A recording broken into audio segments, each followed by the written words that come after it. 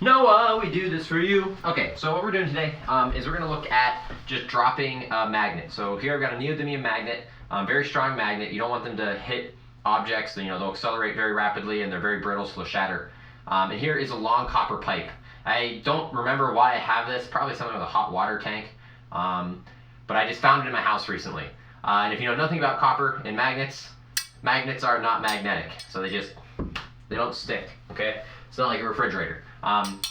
They don't stick here. What we're going to do is we're just going to take this magnet, and if we drop it next to the copper pipe, it doesn't take long to hit the floor at all. The copper pipe is only around, maybe like 4.5 feet in length, so a little bit over a meter. And if I drop it, it should take around a second to hit the floor. So drop, hit, just like that. So maybe around a second. We could work out the kinematic equation if we got a real measurement on this pipe. But what we're going to do is we're going to take this neodymium magnet and we're going to drop it through the copper pipe. And we're going to see something really weird happen, okay? So, ready? Drop!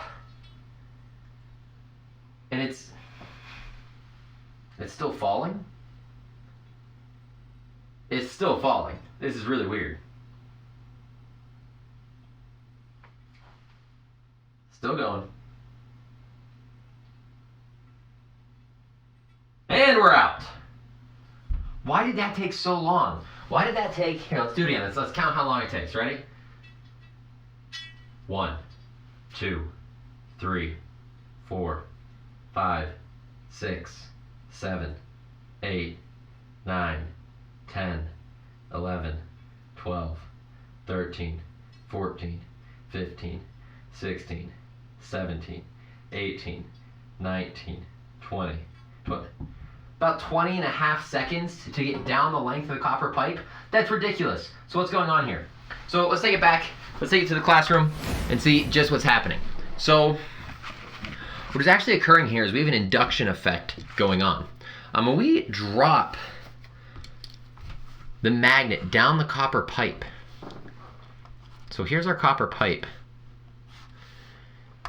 When we drop this magnet on the inside of that copper pipe there, right?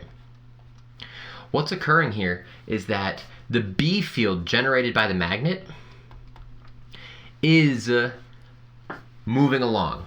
And if we think about this copper pipe is made up of an infinite number of rings. So if I look at one ring and I think about this magnet going through the ring here, well, that's a change of flux, right? I'm getting a change in my magnetic flux in some amount of time, and that is going to build me an EMF. And that EMF is going to generate a current. So since there are an infinite number of rings here, as this magnet is falling, it's always generating these eddy currents that are going to move in the copper pipe. And the direction of these eddy currents is actually in a circular direction. So it really depends on, what direction is your magnet falling. Is the north end falling down or is the south end falling down? So the direction of the B field. But these eddy currents are actually going to wrap. So if here's our pipe again, the eddy currents are going to wrap around the pipe. The eddy currents are going to go in a circular motion. And what's really cool is since these eddy currents are moving in a circular motion, if we take our right hand rule and we curl our fingers in the direction of these induced eddy currents, well, if our fingers wrap in the direction of the current, our thumb points in the direction of the B field. So these are going to induce a B field acting back up. And what will occur here is that as this is moving down, a B field is going to try to act on it back up. These B fields are going to interact, and then this is going to slow down. Okay, so due to these induced eddy currents, this is moving slow down the pipe. Now, it can't actually stop in the pipe, because as soon as it would stop in the pipe, you wouldn't have a changing B field anymore. It'd be constant. And the eddy current would go away, and the B field would go away, and it would fall. But as soon as it falls, a eddy current is created, and it gets pushed back up, and it slows down. So we have this constantly moving slower object, the magnet falling, due to these eddy currents that exist. It's a really, really cool phenomenon. If you ever get a chance to grab a very long copper pipe like we have here and a neodymium magnet, you should really try it out. If you actually look down the copper pipe, you can actually see the magnet kind of like, you know, moving down, not touching any of the walls. It's really, really cool effect. The faster you were trying to pull that magnet down too, the more force you would actually get from that induced B field pushing against it. So as you try to move it faster, that B field really acts in the opposite direction. It's a really, really cool little effect there.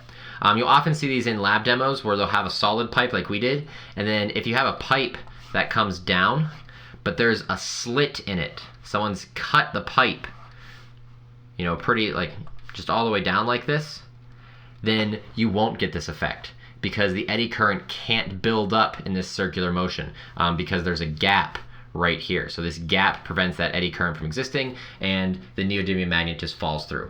So that's a neat little eddy current effect that exists. Even though copper is non-magnetic, it's a great conductor, which gives us these currents. So hope that was enjoyable for you. Hope you enjoyed that, Noah, and you can all adios and take it easy. Bye-bye.